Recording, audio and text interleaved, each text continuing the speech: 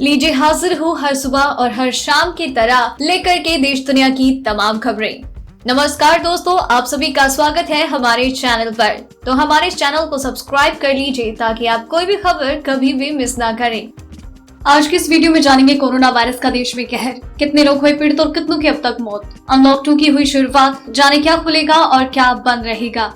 खुशखबरी, दिल्ली में plasma bank शुरू, जानिए कोरोना मरीजों को कैसे मिलेगी मदद। चीन ने LAC पर तैनात किए सेना के 2 डिवीजन, भारतीय ब्रिगेड ने भी संभाला मोर्चा। चीन को एक और झटका, अब BSNL MTNL ने उठाया ये बड़ा कदम। दिल्ली NCR में अभी बारिश नहीं, इन राज्यों में भारी बारिश की संभावना। आम आदमी को झटका, आज से महंगा हुआ गैस सिलेंडर, जाने कितनी हुई कीमत। आज फिर नहीं बढ़े पेट्रोल डीजल के दाम, जानिए आज क्या है भाव। 1 जुलाई से बदल गया आधार कार्ड से जुड़ा ये बड़ा नियम, अब इन कामों के लिए भी जरूरी हुआ आधार। किसान भाइयों के लिए बड़ी खुशखबरी, ऋण चुकाने को लेकर राजस्थान सरकार ने किया बड़ा फैसला। चलिए जानते हैं अब खबरें विस्तार से, लेकिन उससे पहले अगर वीडियो पसंद आ रही हो तो लाइक जरूर कर दें।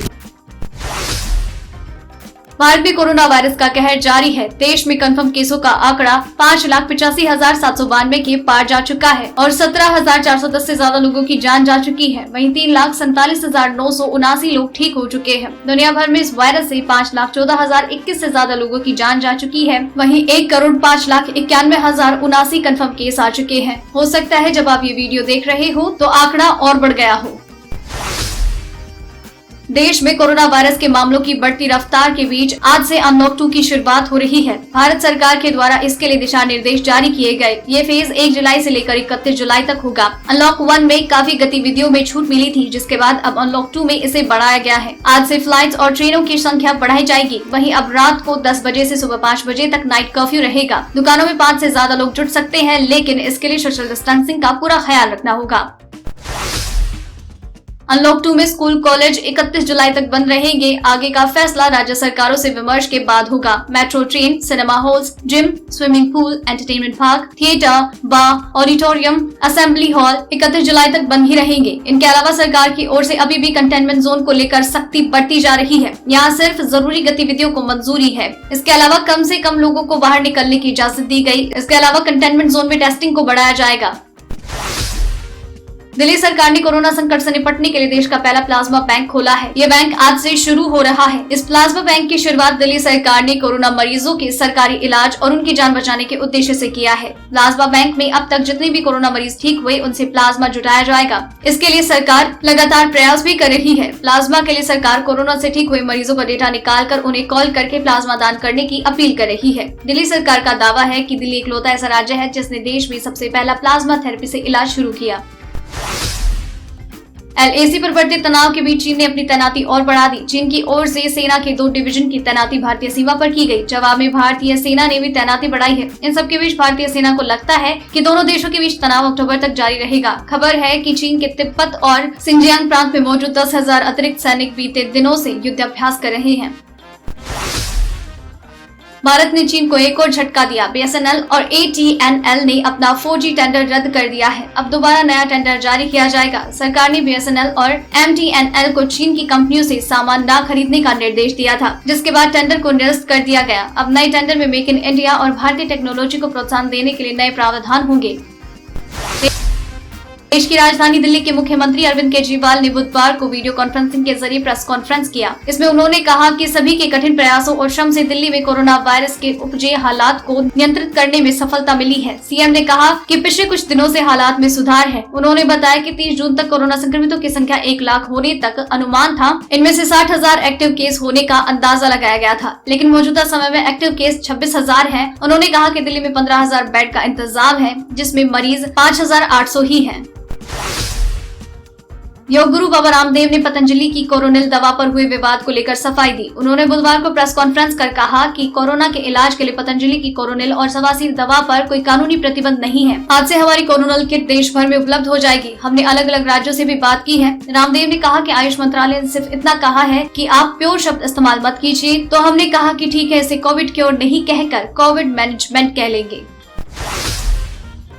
गरीबों को नवंबर तक मुफ्त राशन की प्रधानमंत्री नरेंद्र मोदी की घोषणा का स्वागत करते हुए बहुजन समाज पार्टी सुप्रीमो मायावती ने योजना को कोरोना के प्रकोप तक जारी रखने की मांग की। मायावती ने बुधवार को ट्वीट किया, कोरोना वायरस एवं उस कारण लॉकडाउन की पाबंदी और बेरोजगारी आदि की जबरदस्त मार से पीड़ित देशवासियों को भुखमरी की असहनीय स्थिति से बचाने के लिए पीएम गरीब कल्याण अन्न योजना नवम्बर तक नहीं बल्कि देश में कोरोना के प्रकोप तक जारी रहने की आवश्यकता है। बीएसपी की यही मांग है।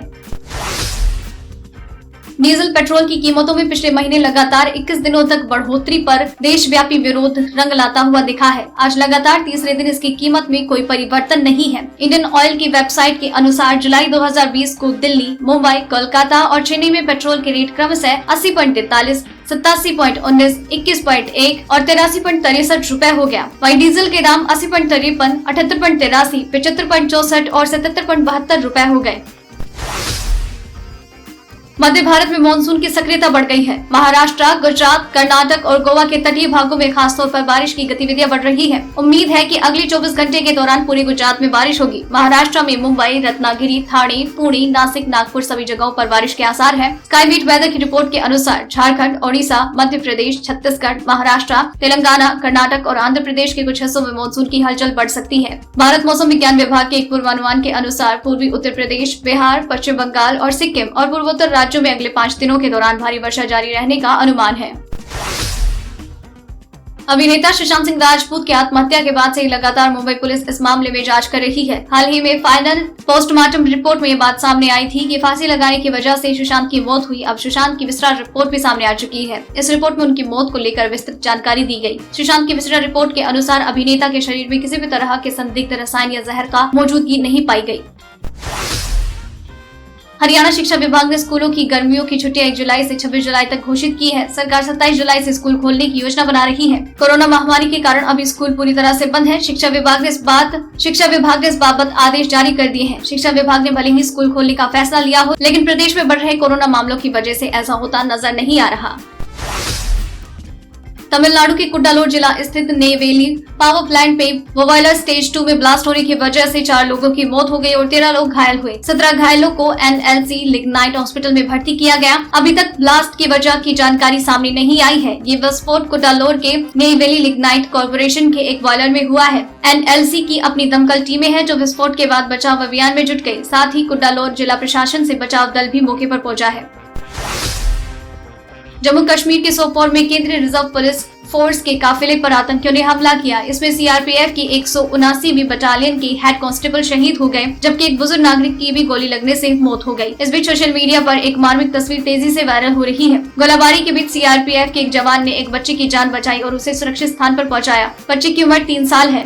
वो सुबह अपने दादाजी के साथ वॉक पर निकला। उसी दौरान अचानक गोलाबारी शुरू हुई और इसमें उनके दादा को गोली लगी और उनकी वहीं पर मौत हो गई। सोशल मीडिया पर बच्चे की कई तस्वीरें सामने आई हैं और वीडियो शेयर किए जा रहे हैं।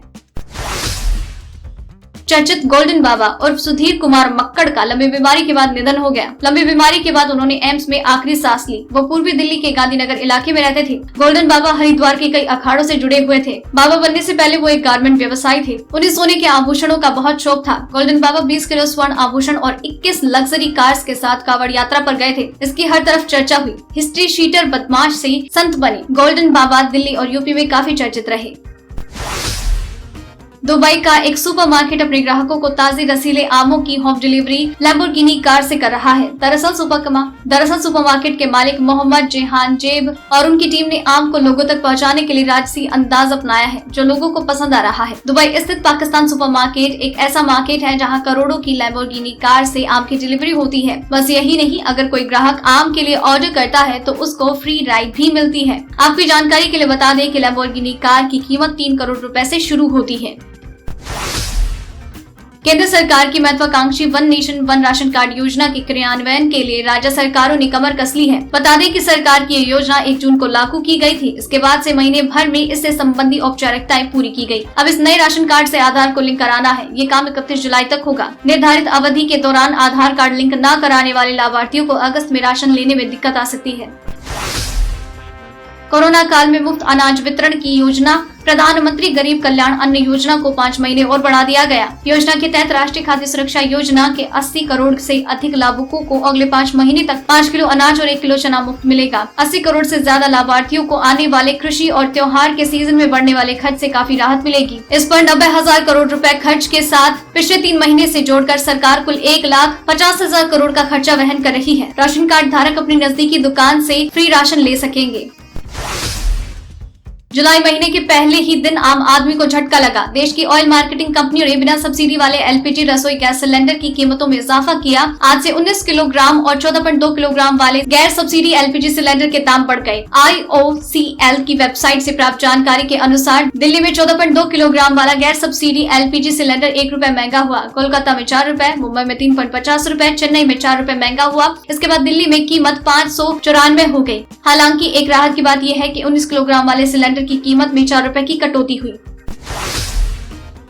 कोरोना काल में राजस्थान सरकार ने किसानों को एक बार फिर से बड़ी राहत दी। किसानों के लिए खरीफ और रबी सहकारी फसल ऋण को चुकाने की अवधि 31 अगस्त तक बढ़ा दी गई। इस फैसले से प्रदेश के लाखों किसान लाभान्वित होंगे। किसानों को खरीफ 2019 सीजन में लिए गए फसली ऋण 31 मार्च तक चुकाना था, लेकिन पहले इसकी तिथि को 30 जून तक किया गया और अब इसे 31 अगस्त तक कर दिया गया है। कोरोना महामारी के चलते किसानों को ऋण जमा करवाने में परेशानी हो रही थी और तिथि को आगे बढ़ाने की मांग उठ रही थी। मोदी सरकार ने एक बड़ा ऐलान किया है। जी हाँ, हर साल देश में करीब 5 लाख सड़क दुर्घटनाएं होती हैं। इन भयावह आंकड़ों को देखते हुए सरकार एक नई सुविधा की शुरुआत करने वाली है। इसके तहत सरकार सड़क दुर्घटना पीड़ितों के लिए जल्द ही कैशलेस इलाज की सुविधा उपलब्ध करवाएगी। इसके लिए प्रत्येक मामले में अधिकतम सीमा 2.5 लाख रुपए ही होगी। मतलब ये कि सड़क हादसे में जो पीड़ित होगा उसे 2.5 लाख रुपए तक की कैशलेस इलाज की जा सकेगी। इस संबंध में सड़क परिवहन एवं राजमार्ग मंत्रालय ने राज्यों के परिवहन सचिवों और आयुक्तों को पत्र लिखा। 1 जुलाई से इनकम टैक्स और आधार से जुड़ा नियम भी बदल रहा है। अब इनकम टैक्स रिटर्न फाइल करते हुए आधार नंबर का ब्यौरा देना जरूरी होगा। इसका मतलब ये है कि आज से अगर आपके पास आधार नंबर नहीं है तो आप रिटर्न फाइल नहीं कर सकते। जुलाई से आधार की अहमियत बढ़ गई है। अगर आपके पास आधार नहीं है तो 1 जुलाई के बाद आप पैन कार्ड भी नहीं बनवा सकते। इतना ही नहीं, विदेश मामलों के मंत्रालय ने आधार को पासपोर्ट बनवाने के लिए अनिवार्य कर दिया है। तो दोस्तों, ये रही आज की खास खबरें। तो इसी तरीके से आपके लिए हर सुबह 6 बजे और शाम 7 बजे ये खबरें हम यूं ही लेकर आते रहेंगे। तो इन सारी खबरों के साथ आपको किस खबर के बारे में क्या है कहना, क्या है आपकी राय, प्लीज शेयर कीजिए। साथ ही अगर आपने इस वीडियो को पूरा देखा है तो प्लीज अपना नाम नीचे कमेंट सेक्शन में जरूर लिख दीजिए, ताकि हमें पता चले कि आपने इस वीडियो को पूरा देखा है। आपको खबरें अच्छी लग रही हैं, आप इन्हें पसंद कर रहे हैं, प्लीज कमेंट बॉक्स में लिख कर बताएं। अगर अच्छी लग रही है तो वो भी बताएं, अगर कोई सजेशन है तो वो भी जरूर बताएं। फिर मिलते हैं कल, तब तक के लिए धन्यवाद।